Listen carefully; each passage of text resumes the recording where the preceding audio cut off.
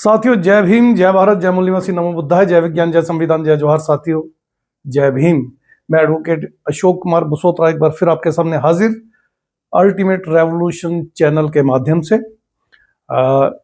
इस चैनल पे जो नए हैं, जिन्होंने अभी तक इसको सब्सक्राइब नहीं किया है, वो बहुत ही विनम्र निवेदन है कि प्लीज इसे सब्सक्राइब करें, लाइक करें, शेयर करें, बेल आइकन का बटन दबाएं, ऑल का बटन दबाएं और ज्यादा से ज्यादा लोगों को प्रेरित करें। फुले शाहू अंबेडकर पेरियार की विचारधारा पर चलने वाला ये चैनल घर घर तक पहुंचना चाहिए, क्योंकि जब तक उनके विचारों का आदान प्रदान, प्रचार प्रसार नहीं होगा, हम ये जंग नहीं जीत सकते, बाबा साहब का मिशन सफल नहीं हो सकता। तो आइए साथियों, आज के मुद्दे पे बात करते हैं। आज का मुद्दा है बाबा साहब के 40 साल के सार्वजनिक जीवन में बाबा साहब की अल्टीमेट अचीवमेंट क्या थी। आइए एक नजर बाबा साहब के जीवन पे डालते हैं और इस मुद्दे का आंकलन करते हैं। 1916 में बाबा साहब सार्वजनिक जीवन में आए थे और 1956 में 6 दिसंबर को महापरिनिर्वाण को प्राप्त हुए, यानी करीब 40 साल का अरसा। पहले तो उन्होंने ग्राउंड लेवल पे काफी काम किया, मगर जो सरफेस पे चल के पहला उनका काम सामने देखने को मिलता है वो उनकी एक ऑर्गेनाइजेशन है, बहिष्कृत हितकारिणी सभा के नाम से। यानी जो आउटकास्ट हैं, जो 4 वर्णों में नहीं आते हैं, जो अंतज्य हैं, जो अनटचेबल कहे जाते थे उस जमाने में, उनके वेलफेयर की ऑर्गेनाइजेशन। ये बाबा साहब का पहला पब्लिक डोमेन में किया गया बड़ा काम था, जिससे बाबा साहब पब्लिक में जाने लगे।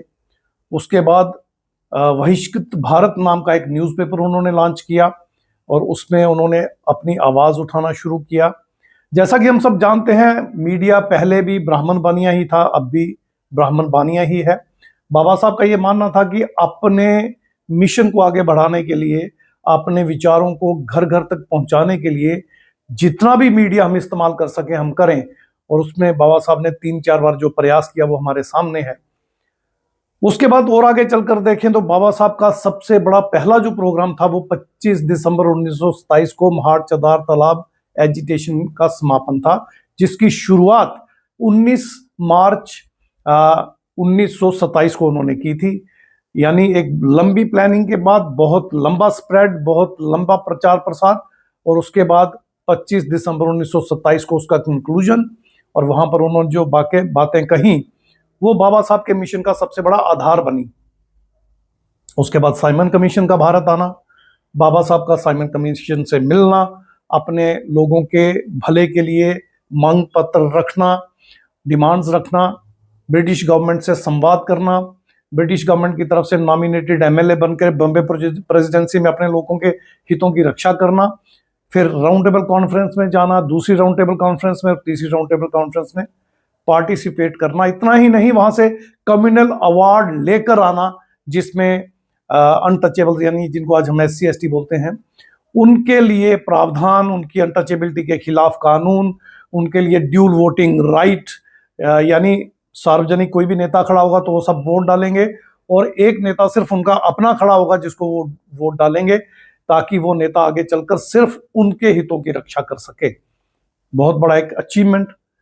आगे चलकर हम देखते हैं बाबा साहब के इस अचीवमेंट को काउंटर करते हैं गांधी जी। मरण व्रत रखते हैं, जरवदा जेल में जाते हैं और अंततः एक ऐसे हालात पे ले आते हैं कि बाबा साहब को ड्यूल वोटिंग राइट और वो सारे हक अधिकार जो मिले थे, ना हिंदू, ना मुस्लिम, ना सिख, ना क्रिश्चियन होने की वजह से वो डाइल्यूट हो जाते हैं और जो रिजर्वेशन आज हम देखते हैं इसका जन्म होता है। यानी वहां पर एक बार फिर SC/ST को हिंदू करार दिया गया और गांधी जी की जान बचाने के लिए बाबा साहब ने पूना पैक्ट किया। आगे चलकर सेकंड इंडिया एक्ट 1935 में आता है। उसके बाद SC/ST बनता है, शेड्यूल बनते हैं और रिजर्वेशन शुरू हो जाती है। शेड्यूल कास्ट फेडरेशन का गठन होता है, इलेक्शंस लड़ी जाती हैं। बाबा साहब अलग अलग मौके पर पॉलिटिकल पार्टीज बना के लड़ते हैं। लेबर पार्टी बनाते हैं सबसे पहले, इंडिपेंडेंट लेबर पार्टी, उसके बाद शेड्यूल कास्ट फेडरेशन बनाते हैं। इंडिपेंडेंस के बाद 1950 के बाद जब संविधान लागू हो जाता है तो उसके बाद रिपब्लिकन पार्टी ऑफ इंडिया बनाते हैं। तो बहुत ज्यादा काम पॉलिटिकल, सोशल, फिर बुद्ध धर्म पे बात करें, बाबा साहब ने 1935 में यरवदा में अपने भाषण में कहा, मैं हिंदू पैदा हुआ, ये मेरे बस की बात नहीं थी, मैं हिंदू मरूंगा नहीं, ये मेरे बस में है और मैं करके जाऊंगा। और उसके बाद 14 अक्टूबर 1956 को बुद्ध धर्म की दीक्षा और बुद्ध में भारत बनाने का 2 साल का संकल्प। तो धार्मिक तौर पर भी बाबा साहब ने बड़ा रेवोल्यूशन खड़ा किया। इसके बाद प्रॉब्लम ऑफ रूपी उनका थीसिस, उस पर आरबीआई बना, 15 के करीब डैम बने। उन डैम्स का जो ख्वाब बाबा साहब ने देखा वो बहुत बड़ा था। तो कुल मिला के कोई ऐसा फील्ड नहीं, एजुकेशन के फील्ड में बड़ा काम हुआ। जब बाबा साहब वायसराय ऑफ इंडिया की काउंसिल में मेंबर थे तो 4 बड़े विभाग उनके पास थे, जिसमें लेबर डिपार्टमेंट भी उनके पास था। तो कुल मिला के बहुत ज्यादा डिटेल है, कोई शोभा बचा नहीं। एक उदाहरण देके बात समझाना चाहता हूं। बाबा साहब पे बनी हुई मूवी जब कॉर्न फेस्टिवल लगी तो कॉर्न फेस्टिवल में वहां बड़े बड़े धुरंधर जो क्रिटिक्स थे, उन्होंने वो मूवी देख के कहा ये फिक्शन है। कोई एक व्यक्ति अपनी जिंदगी में इतना काम कर ही नहीं सकता, इतना डाइवर्सिफाइड काम कर ही नहीं सकता। औरतों के लिए काम, स्टूडेंट्स के लिए काम, लेबर के लिए काम, किसानों के लिए काम, रिजर्व बैंक का गठन, डैम्स का बनाना और बाकी सारी चीजें जो आपको अभी मैंने बताई। तो एक बहुत लंबी फहरिस्त है बाबा साहब की। और उसके बाद संविधान का निर्माण, कॉन्स्टिट्यूशन ड्राफ्टिंग कमेटी के चेयरमैन। मैं बताता थक जाऊंगा, आप सुनते नहीं थकेंगे, इतनी बड़ी हस्ती। अल्टीमेट उनका अचीवमेंट क्या था, आज का मुद्दा यह है। तो इस पर मुद्दे पर आ जाते हैं। इतनी चीजें जब आपके सामने मैंने रखी, आज आरक्षण हम देखते हैं, रिजर्वेशन प्रमोशन का भी हमने देखा, स्कॉलरशिप मिलती थी। तो किसी भी भारत के नागरिक को चाहे वो मूल निवासी बहुजन ही क्यों ना हो, SC ST OBC, इनसे कन्वर्टेड मुस्लिम सिख क्रिश्चियन क्यों ना हो, किसी से भी अगर आप पूछें बाबा साहब की सबसे बड़ी अचीवमेंट क्या है, तो यूजुअली लोग जवाब देंगे रिजर्वेशन, या फिर अनटचेबिलिटी के खिलाफ, या फिर बाबा साहब का महाड़ चौधार पानी पीने का जो संकल्प। तो बहुत से उदाहरण देंगे। मगर मैं 1954 में बॉम्बे में बाबा साहब के एक जन्मदिन का रेफरेंस यहां देना चाहता हूं। यूथ ने उनका जन्मदिन बनाने का संकल्प लिया, प्रोग्राम ऑर्गेनाइज किया और बाबा साहब के पास अप्रोच किया कि बाबा साहब आप आइए, हम आपका 14 अप्रैल को जन्मदिन मनाना चाहते हैं। बाबा साहब ने कहा मैं पहले दिन से ही आपको ये कह रहा हूं कि मेरा जय जयकार बंद करो, मुझे आपका जय जयकार नहीं चाहिए। अगर करना चाहते हैं तो वो कार्य करो जो मैंने निर्धारित किया है, व्यवस्था परिवर्तन का। उन्होंने माफी मांगी और कहा ठीक है, हम वो काम कर भी रहे हैं, आगे भी करते रहेंगे, मगर चूंकि अब हमने ऑर्गेनाइज कर दिया है प्रोग्राम तो कृपया वहां पे आए। बहुत इसरार करने के बाद बाबा साहब ने उनकी बात मान ली और अल्टीमेटली बाबा साहब उस प्रोग्राम में जब पहुंचे तो यूथ ने वहां पर बाबा साहब से सवाल किया कि बाबा साहब आपके मुताबिक आपकी जिंदगी की अल्टीमेट अचीवमेंट क्या है, वो हम आपके मुंह से सुनना चाहते हैं। तो बड़ी हैरानी होगी आपको जानकर कि बाबा साहब ने उसका क्या जवाब दिया। बाबा साहब ने कहा मुझे पता है, मुझे एक ही जीवन मिलना था, वो मिल चुका और तकरीबन मैं उसे जी भी लिया। मेरा दूसरा जन्म नहीं होगा, मैं पुनर्जन्म में विश्वास नहीं करता हूं, मैं इस अंधविश्वास को नहीं मानता हूं, ना ही मैं ये मानता हूं कि मेरा इससे पहले कोई जन्म हुआ था। मुझे एक ही जन्म मिलना था, वो मेरा पूरा हो चुका है, जितना बचा है वो भी मैं इसी संघर्ष में लगा दूंगा। इस जन्म में जितना मैं कर सका मैंने किया और मेरा ये मानना है कि एक जन्म में इतना करना तकरीबन नामुमकिन था, मगर मेरा अनथक प्रयास रहा और मैं अपने आप को कहीं ना कहीं भाग्यशाली समझता हूं कि काफी बड़ी अचीवमेंट मैंने जिंदगी में की। पूछा गया वो क्या अचीवमेंट है, हमें बताइए। तो बाबा साहब ने बड़े उदास चेहरे से बात शुरू की। बाबा साहब ने कहा जिस समाज में मैं पैदा हुआ उसे अनटचेबल, अछूत कहा जाता था और उनका जीवन नरक से बदतर था। मरे हुए जानवरों का मांस खाकर वो अपना गुजारा किया करते थे और इस काम को, इस कृत्य को करते हुए उन्हें कभी अपमान महसूस नहीं होता था। मान, सम्मान, स्वाभिमान जैसी चीजें उन्हें बिल्कुल भी पता नहीं थी, बिल्कुल अज्ञानता थी। बिल्कुल भी जागरूकता नहीं थी।